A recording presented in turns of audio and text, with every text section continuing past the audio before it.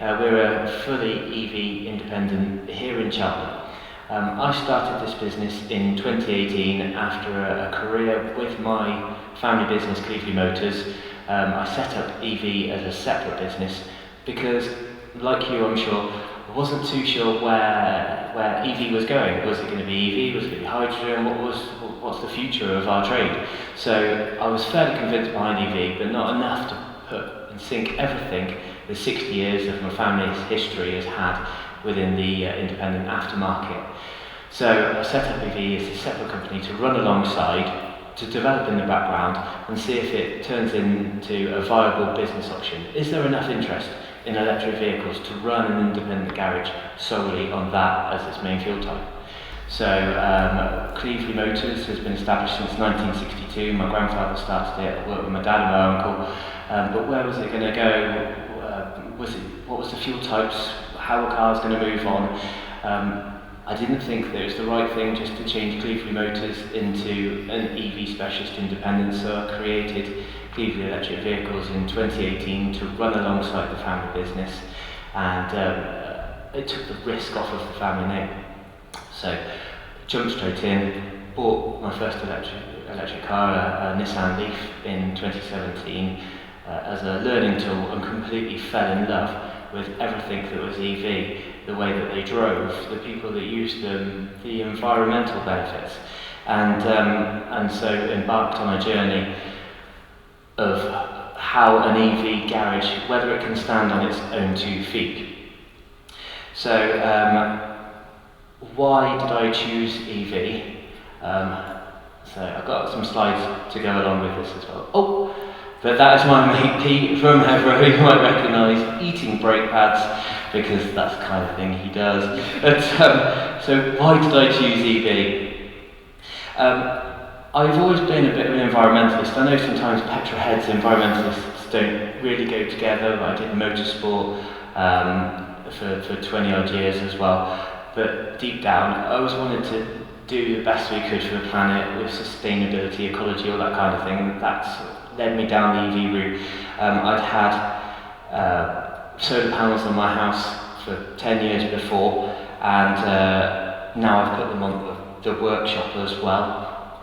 It's a huge investment in sustainable and renewable energies was important for me. So that goes in hand with electric vehicles and keeping emissions clean within towns and cities and things like that. It was a keen interest of mine. So this is our previous garage. As I said, my grandfather started it in 1962. I brought Cleevely EV and Cleevely Motors to the unit that we're in today 3 years ago because the business was expanding. I wanted to put an MOT bay in as well, and to lump everything all together seemed like the best option for me. That way we could have the space that we needed to be able to grow and develop. We've since added a 4,000 square foot electric vehicle showroom doing sales, which is something the family business had never done before, and we're seeing all sorts of need for that space as well, so we're doing some battery swaps, but I'll come into that later on. So we've got, as it says there, we've got the 5 bays, and we've got Class 4 and Class 7 MOT bays. It's always been my dream to have this big, clean workshop. I think it's all of our dream, really, so I just wanted to grasp the opportunity whilst I had so much business upheaval to be able to do that, and found that it really did give confidence to our customers that we've moved to such a professional environment. So Cleevely EV, a little bit more about it. So we're an EV promotional business first and foremost. I think it's really important to understand electric vehicles, the way they operate, what people want to get out of them, some of the benefits, environmental cost, and understand the way that they drive to actually get into this world. I found if I was just approaching this from a purely commercial point of view, I wouldn't have been accepted into the EV world as much as we are now. And so we've joined various EV groups We own them. This is my Tesla Model 3 here, my wife drives a Leaf. We own and use these cars, we understand them inside out, and I wanted to create somewhere where EV owners would see as professional, would see as knowledgeable, and that wanted to bring their cars to. We all know what the main dealers are like. It's not necessarily the right place for everyone to go. They're not keeping up with the aftermarket, so there's a huge opportunity and potential now as an independent that understands this technology that you get involved and boost your business that way. I set it up in 2018 because I found myself in a real chicken and egg situation. I wanted people to take on electric vehicles, but they didn't have the confidence to because there wasn't the repair network out there wasn't the information out there, and there wasn't the help that they needed. There wasn't specialist car sales places. And after a couple of visits to main dealers with trying to buy my own car in the first place, I just found that main dealers weren't the option, and if EVs were going to get adopted mainstream, then it needed to be someone like us that did it independently. So what we do is we threw ourselves completely into the EV community. 4 years ago it was a very small community. There weren't that many of them on the road, there weren't as many charge points, and so there were a lot more group meetups and things like that. So we drove all the way from Cheltenham to London to meet up with some Tesla owners and some other EV owners at Ace Cafe, for instance. We do a lot of work with councils as well.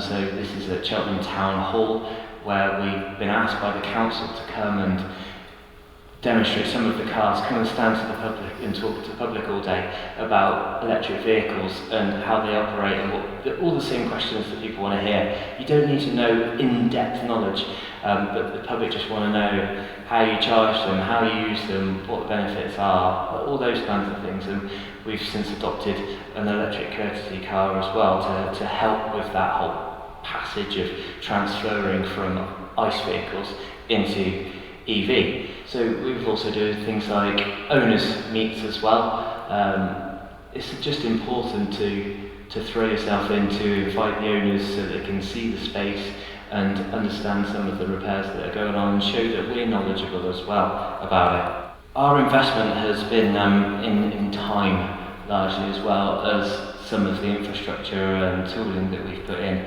So that's the description of the time. I'll just go through a few of the other bits and pieces. So we found it really important, aside of having an electric courtesy car, so your customer comes in with their Nissan Micra for a service and MOT, you stick them in an electric courtesy car. When they come back, they're smiling ear to ear, they enjoyed the experience, it leads on to conversations. It's not about forcing people, but it's just about making them see the change. And we've also invested as EV in having a Tesla rental car.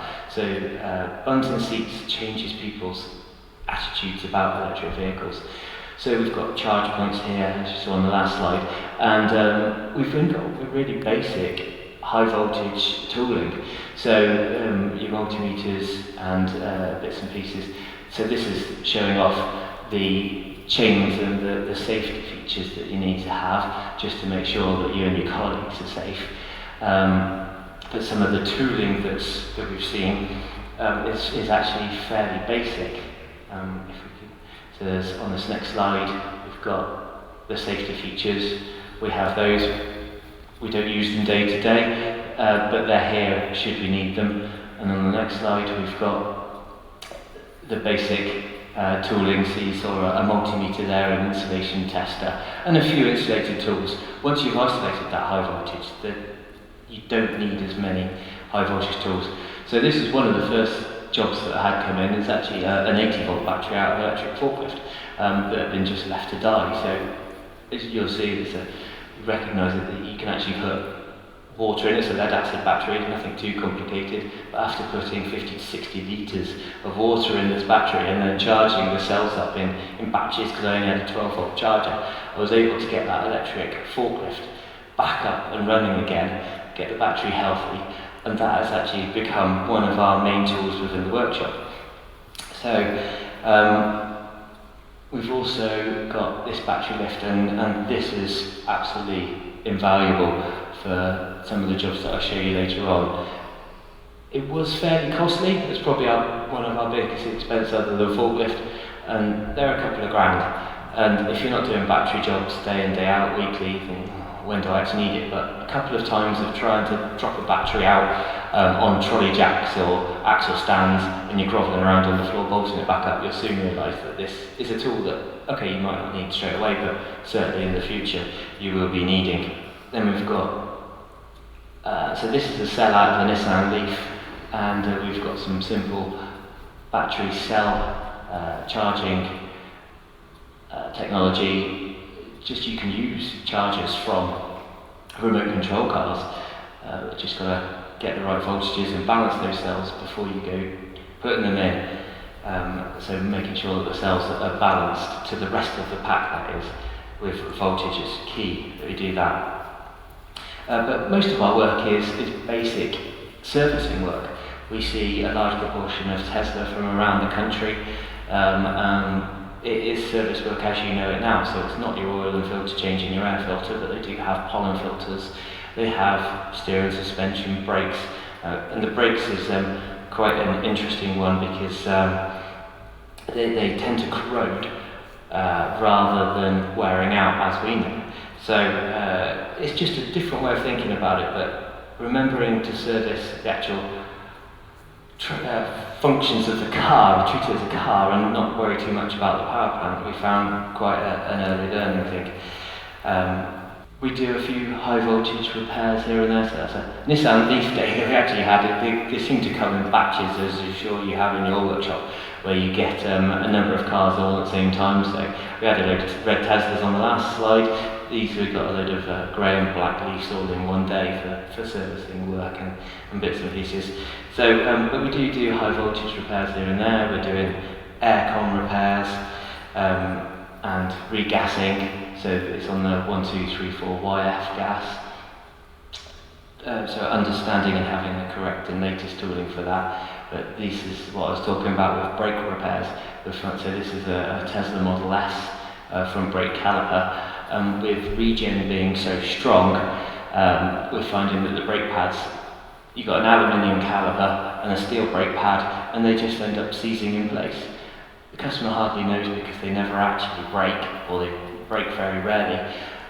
You end up with the inner pad seizing in, the outer pad operating on the disc, so the outside of the disc is nice and shiny, inside of the disc is horribly rusty, and the outside of the disc tends to warp. You might have seen that, any of you that do MOT testing now, that a Tesla are fair on front fluctuation, because the pad's stuck and it's warped the disc with the pad operating on one side only.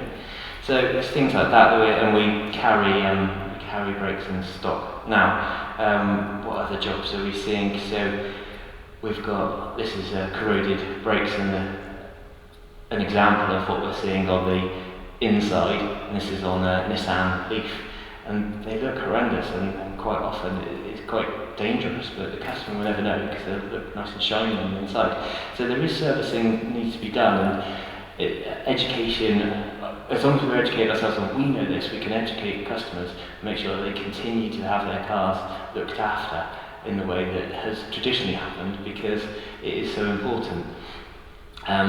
We're doing some EV specific repairs, or Tesla specific repairs, where we see so many. This is Model S door handles, so those of you who don't know, when you unlock the car, the door handle comes out from a flush fitting so that you can pull it. That's just driven off of a 12-volt motor and has this paddle gear. The paddle gears brake around the hinge area, and also some of the micro switches fail. So we're quite often, I'd say weekly, getting involved with Model S door handle repairs, and it's a great revenue stream. Each car has 4 door handles, and at some point they're going to go faulty. There's 12, 15,000 Model S's out there, so it's a good income, really. Yeah. So we do see the high voltage repairs. So we've seen, this is a Tesla on the left here. That's a Tesla charging point. There's a common fault where the black plastic, as you can see on this one, breaks up, and so we have to change the charging port. Tesla, actually, it happens so often that they created a service kit for it, and it's something like 12 or 15 quid. It's really, really cheap, and it's nice and simple to change. But if we weren't EV competent, then we wouldn't encourage that kind of work in. And once you get involved with it, it's not that difficult. Obviously, you do need to have a high voltage awareness, so don't jump into this unless you do know that. And repairing charge leads and things as well. So this one is a type 1 charge lead, and it has a handle on the top so that you can stop the charge and pull the lead out. And it was just as simple as the little micro switch there had failed. But unless you know how the system works, you can't repair it, and that goes for cars and some of the things that are involved in keeping them on the road as well. We do get high voltage and in-depth with some major jobs as well. So this Mitsubishi Outlander FEV, this one actually had a physical puncture to the battery casing. It was only a tiny little bit of damage, but that allowed a load of moisture to get into the pack. So it didn't happen initially, but over time, moisture built up in the pack, and that gave an isolation or insulation fault code. So we had to drop the battery out, find the moisture. We ended up stripping all of the cells out of this. And once you tip the casing up of the battery, there's surprisingly half a litre to a litre of water within that battery casing. So once it was fully dry, we didn't have to replace anything, we just dried it all out, put it all back together again, sealed the damage physically in the case, off it went, never saw that car again. So it was a nice job to get involved with. This one was good fun as well. So this is a Tesla Model 3 Performance. The owner does track days in it, wanted a limited slip diff put in. So his within warranty car needed me to go in, remove the drive motor, break it down, change the diff in it, pop it back together, and away we went. So that was a good fun job to do. It was interesting, and it didn't take that long to do actually. I think it was about 3 or 4 hours in the end, but I was a bit nervous initially, just getting involved with a vehicle that's still under warranty. Tesla aren't renowned for being helpful if you start involving yourself in things that they didn't want to come apart, but the job went smoothly, and it was a fun one to do. We do see some drive of the mountain bushes on Tesla motors actually wearing as well, so I think that's something that's going to be coming in the future once they're out of warranty, which is next year. This was a Nissan Leaf 24 kilowatt. It had an insulation fault again. What it was is one of the individual cells, also this is a module. The module has 2 cells within it, and there are 96 modules within the actual complete pack, giving total voltage about 385, 390 volts. One of the cells within this module actually had a leak to earth. The car would still drive, the fault codes were cleared, the car would drive, it would recognise an insulation fault whilst it was being driven. So the next time you turned it off and tried to turn it back on again, it wouldn't restart until you cleared the fault codes. We managed to find that it was an insulation fault, but it doesn't actually narrow down to where it was. So you've got to go through each stack, and there are tests, certainly for HEVRA members, you get test plans for these kinds of things, so you can see there's a stack at the back there, and a stack on the right hand side. This was in the left hand side stack, so I was able to do an insulation test, first of all on the battery as a whole, without major strip down, so a very quick check to see whether that fault, was the fault code right, was it getting it from somewhere else, was it within the battery, was it within the cabling? So I isolated the battery, checked it, yes it was within the battery, next stage battery out, but which module was it in? There's a lot of cells to go through if you're going to go through them individually, so we managed to isolate it down to a particular stack, get that stack out, undo all of the buzz bars, and isolate it down to one particular cell, balance another cell to go back in, build it all back up, test drive, job done, happy customer. Nissan had told them £10,000 new battery. I think in all it cost about 800-900 quid with a cell fitted and 4 or 5 hours labour to do. So it's a nice job, and it's really enhancing our reputation. Having the help of HEVRA was invaluable for that, and HEVRA is becoming really well known on owners' circuits as well now. So people approach us as a HEVRA garage, as well as the reputation that we've got within the EV community. So how do you get to, so if the seller's dying, how do you get to that? So interestingly, this is actually an app, and a lot of owners have this app. So what you'll find with EV owners is that they will quite often know more about the car than you. They're very geeky. Most of them work in some kind of tech setup, and a quarter of them will work in IT software or something like that, and they'll want to know more about their car. They want to know how it operates, how do I keep the battery healthy. So this is just an app that a lot of owners have to monitor their overall battery state of health, as we see here. So this car had a phone call, car was somewhere else in the country.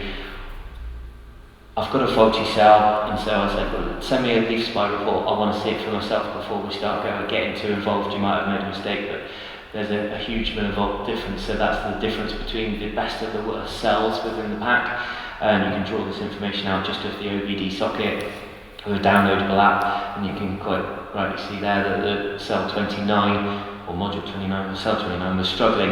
Overall, the state of health of that battery was up at 87%, so well worth thinking about putting another cell in it, which is exactly what we did. We dropped the battery out, popped another cell in it, and you can do these checks afterwards and nice easy repair again. Then there are some that you can get a little bit more involved with. So this was a ION C0 IMF inverter fault, and Hevra are interested in helping with some of these tests. It helps build up some common faults and fixes, as well as some test plans. So I give Pete a shout, and we worked on this one to work out the inverter fault, and I mean, it was quite entertaining that we were tracing 385 volts across this board with it all live and open and us working on it, and without the depth of the knowledge and Pete being on site, it's something I probably not have wanted to undertake on my own, but it's what customers want. They want us to get involved, and in the case of these, that they can be repaired with the replacement of a voltage regulating chip. So it was in depth, but it was a nice job to do in the end.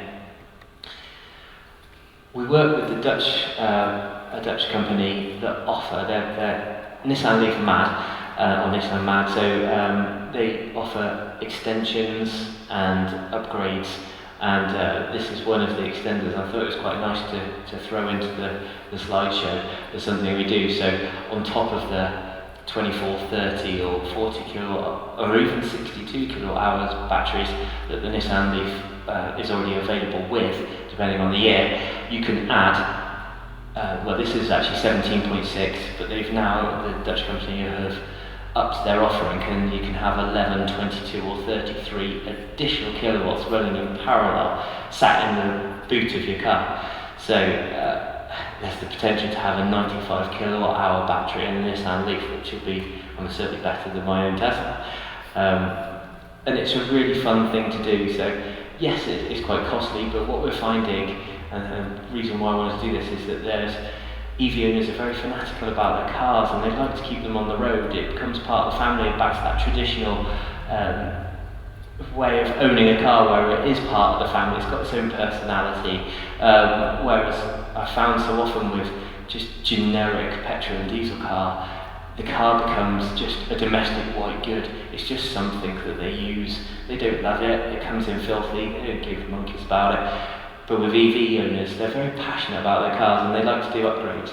And this was actually my wife's car, but I was testing out a bigger battery in it, and in one weekend I put 3 different batteries in her car so that I could test some different theories. And once you've got the firmware built into the car that tricks the CAN network about the communications, so within the battery pack is a battery ECU that obviously is coded to the vehicle, CAN coded. The Dutch company have worked around that CAN coding, and if I install this CAN bridging that they've done, you can essentially fit any battery after that, which is great. So my wife's car, which is a 2015 24 kilowatt hour Nissan Leaf, ended up being a 24, a 30 and a 40 all in one weekend. And after years of doing engine swaps at weekends and gearbox changes and things like that to keep our own cars on the road, it was quite refreshing to keep my hands fairly clean, and dropping batteries out was just a bit of a fun job with the tooling that we've got. I showed you, it can be quite simple overall as well. And because we're doing these changes, we're now collecting up a source of second-hand batteries, which has become interesting for supply cells and doing testing with and hoping to second life. That racking has now doubled in length since I took that photo, such as the demand for battery swaps. And so it's a really interesting part of the business. Another element of our business is that we do EV-specific parts. So, if you like, we are Everett and your EV test guinea pigs. We've been seeing these cars for the last 3 years. So, what wears on them? This is a Tesla rear suspension arm, Model S and X, and Tesla only sell the complete arm at £170, so we had some bushes made for it. Nice and simple, a quick fix for the customer, and they're grateful that they're being kept on the road economically, and for the sake of just changing one bush, it was a nice easy repair to do. But aside of that, we also stock, I found an aftermarket supplier for Tesla specific components, and they're available through the Heather network or contacting me directly. You can actually buy a load of EV specific components that you wouldn't get off the shelf of your local factories. We keep them in stock because we see so many EVs. We probably see, numbers wise, 4 or 5 a day now, where 3 years ago it was 1 or 2 a week. So our business model has really ramped up, and even I've been surprised with how we've been embraced within the EV community and how our business is already growing in that area. And I referred to chicken and egg. If you kind of build it, they will come ethos, and that is very much the case. So if you were considering EV, no one's going to come to you until you start getting yourself out there and publicising, promoting that you are knowledgeable, that you understand, and that you deal with EV. So we also have a mobile technician on board now. So he's got an electric van, he's travelling the country doing the EV servicing and things, and he's also got his own YouTube channel. It's James and Kate, it's their YouTube channel. He's got 20,000 subscribers, such as the interest in electric vehicles and what he does. And so we brought him on board and we did some of the repairs that I've been talking about. There's videos out there, so if you wanted to find them, by all means, have a read. But I put this slide on because of this comment, really, that there's a real need for EV owners to have a garage near them that is knowledgeable about this stuff. And this guy just says it. We need to get more EV trained technicians out there working on these cars and understanding them. And we can't do it all ourselves as much as we're trying to. So we also keep up to date with some of the most modern EV technology. So this is the Sono Scion, a completely new startup. They've never built a car in their life before, but a load of computer geeks that went into building a car. And why this car is important is because embedded in every panel are PV cells, solar. So for my own personal commute, I live 5 miles away from this workshop. With that car stood outside for 8, 9, 10 hours a day, I would end up going home with more range than I come to work with. And that's the way that this trade is going to go, with technology like this being so rapidly brought into the trade. You've got to understand it and get on board with it and embrace it, because otherwise you're going to get left behind. Yes, so thank you very much for listening to my talk, and good luck with your own EV adventure.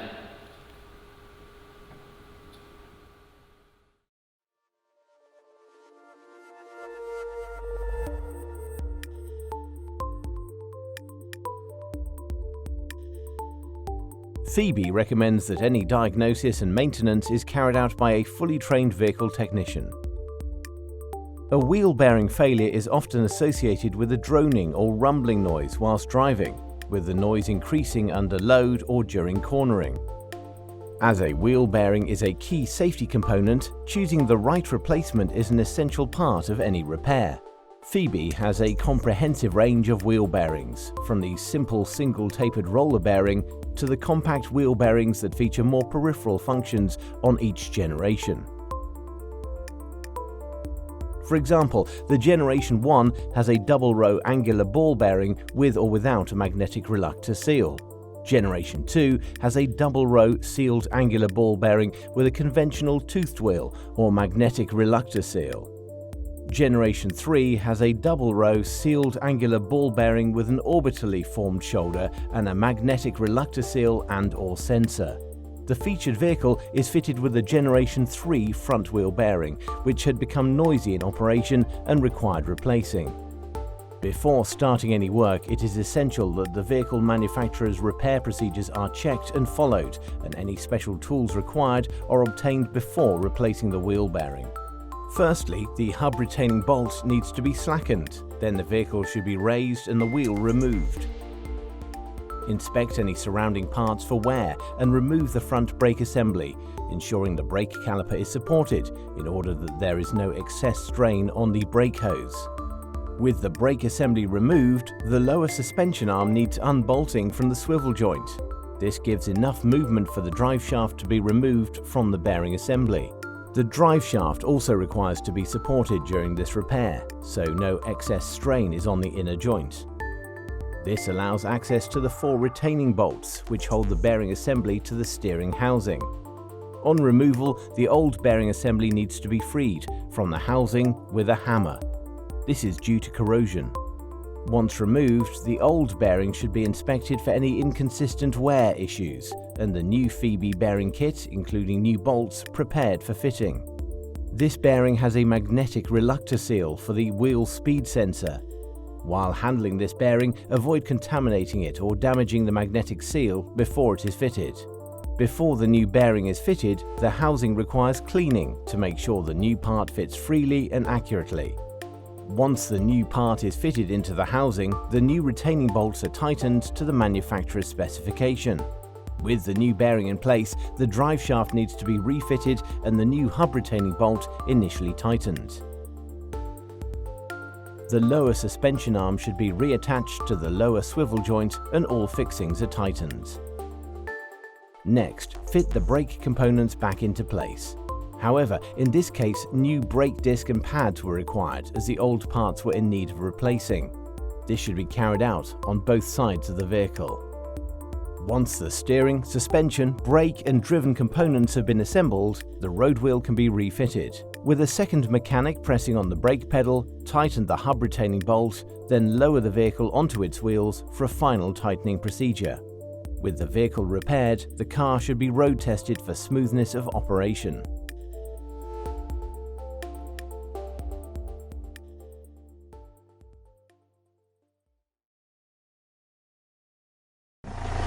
Hi, my name is Darren Darling. I'm the Global Brand Ambassador for JLM Lubricants, and I'm here today to talk you through using the diesel intake extreme clean toolkit. So what we have here, we have a Land Rover Freelander 2-litre TD4. As you can see by the photograph here, we have a fair bit of carbon build up in the intake here. This vehicle has been running with a boost leak, which we've repaired. So what we're going to do now for good measure is give this intake a good clean up. So if you have extreme build up, what we do advise doing is to clean as much as you can initially with the EGR intake cleaner, just to get any large amounts out of that intake, if you can access it, so that'll also soften things up a bit. So on this one, we're just going to use the toolkit, and then we'll also take another photograph at the end of the process to show you the results. So all we're going to do initially, if we come in here, all we've done up to now is we've removed this intake pipe, boost pipe here. So this is going to go directly onto the intake manifold. It's really important that we go directly onto the inlet manifold and not via the intercooler. That causes a risk factor of fluid pooling in the intercooler, and that could cause the engine to hydraulic. So we must always go in after the intercooler. So all I'm going to do now is we have the toolkit here. We haven't put any fluid in yet. It does come with 2 size discs. So on this one, we're going to pop this inside here, and we'll pop this light on. so you can see it. All we're going to do is put that onto the air intake. You can hear it whistling a bit there, so it's drawing air through a smaller hole now. But once you put that on, it's important to make sure that it's got a good hold on there. So what I've also done, because this is a vacuum operated EGR valve, I have just pulled the vacuum line from the EGR valve to keep that in the closed position while we do the clean. If you didn't have a good hold on there, use a pedal depressor and increase engine RPM by 50 RPM. So I'm happy with that. It's nice and secure, so we can move on now. So the extreme intake clean, it is a two-step process. So what we're going to do is get step one. I've already pierced the lid there ready, and all we're going to do is spin the canister off. So I've made sure everything's closed off on here. I've not attached the airline yet, and all I'm going to do is pour the step one fluid. So where we would generally use this product in our workshop is like in this case where we've had a boost leak and we have extremely dirty intake. We also see real good results with sticking turbo vanes with this product, and also high emissions. So if this vehicle was presented for an MOT test at this moment, we would expect it to fail on high emissions because that intake's really dirty. So we'll give it a clean up and then it'll all be good. So we attach the canister to the toolkit, spin it on, and make sure you give it a good nip up so we don't get any loss of fluid.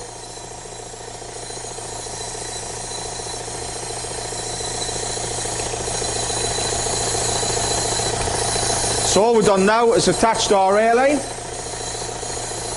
and all we're left to do is on the end here is open the valve. This does have a pressure regulator in there, so there's no need to worry about the air pressure in your compressor. So we'll open this, and if you notice now, we have made some marks on the pipe. So these markers we put on are 12 centimeters apart. So all we're going to do now is slowly open the valve, and it's a very slow process. That's very important because this fluid does not compress and it does not combust. That's why we get really good results on the hot side of the turbo. So real good at that, but it must be done slowly. So we're looking at between these marks for it to take 10 seconds. Okay? I'm not too worried if it takes 11 seconds or 9 seconds, but it's to give you an indication of how slow the flow needs to be, okay? So, close this off. Valve was already open, so the valve's now in the open position. So what I'm going to do is it will spit a bit of air out, but once it settles, I'm looking for it to be slower than this. So let's slow it down.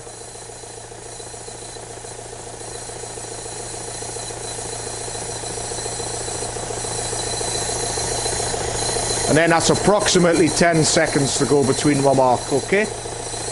What you'll find,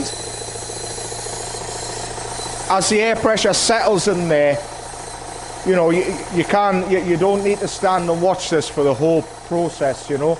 Once you set this up there, it's running at idle speed. It's perfectly okay, but you will need to adjust your flow periodically, otherwise it will take far too long. So approximately this step one is going to take approximately 45 minutes. So it's a nice slow process, but it's nice and safe, and that gives us better results. So as you can see now, now that the air, it's starting to settle a little bit. So if this slows down, then what you need to do is just tweak the flow a little bit to get a bit more. Otherwise, this would be hooked up here for you know, far too long. It would take 2 or 3 hours. So all we're going to do, we've got our flow nice and steady there, so we're going to run the step 1 through here, and then we'll come back shortly once this is complete, and then we're going to allow the engine to sit idle for 5 or 10 minutes. So that's all set up, ready to run through for 45 minutes, and we'll be back soon. Okay, so we've now ran all of the step 1 cleaning fluid for the intake extreme clean. So you can see the pipe is now empty, so we've just got air passing through here. So we're now just going to close this off. Close off the valve at the top there, and all we're going to do now is we're going to switch the engine off, and we're going to let it rest for between 5 and 10 minutes. So we'll do that, and then we'll pop back and we'll carry on with the next stage. Okay, so we allowed the vehicle to rest, so we switched the engine off and we allowed it to rest from between 5 and 10 minutes. So all we've done now, we've started the engine back up, it's at idle, and we've attached the disc to the intake again. So exact same process as before. So we'll disconnect the airline, spin off the canister, and we're ready to apply the step 2, which is the flush fluid. So exact same process as the step 1. So a tech tip for you, if your vehicle, some vehicles will not run with the intake pipe disconnected because the vehicle cannot see airflow. If that is the case, simply unplug your mass airflow meter. In this case, it is not necessary. So let's put the flush fluid into the canister.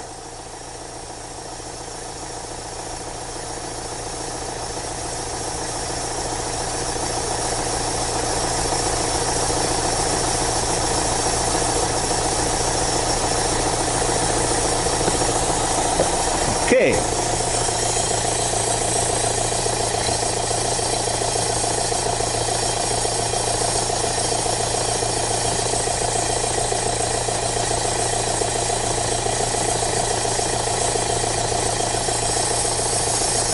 Okay, reattach the airline.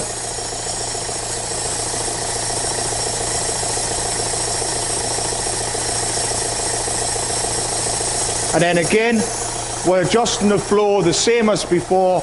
Between our 12 centimetre marks, we're going around 10 seconds. So that's an approximate, just to keep the flow nice and slow.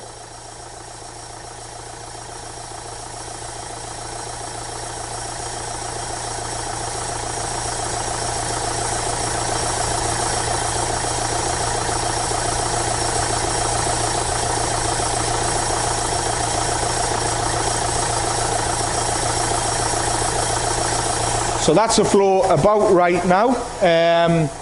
So while that's running through, other things that we do recommend.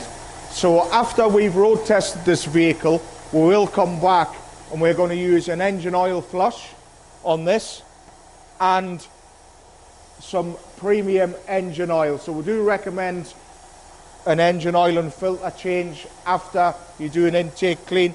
But what I'm also going to do for good measure, bear in mind, this vehicle has been running with a boost leak, so we're going to clean up the intake, do an oil and filter change, and we are also going to use an in-tank additive. On this one, I'm going to use emission reduction treatment because this is the right product to use on this particular job.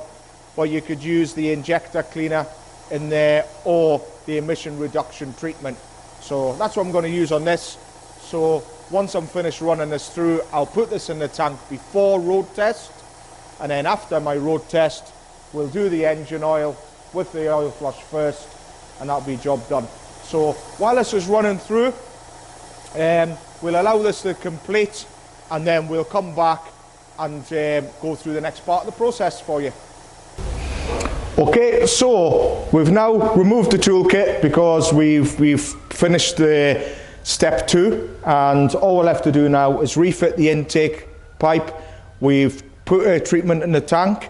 with a diesel emission reduction treatment, and we're ready to go on road test now. So on your road test, we're going to go for 6 miles. So what we're going to do is for the first 2 miles, we're going to drive the vehicle at a low RPM and keep engine load light.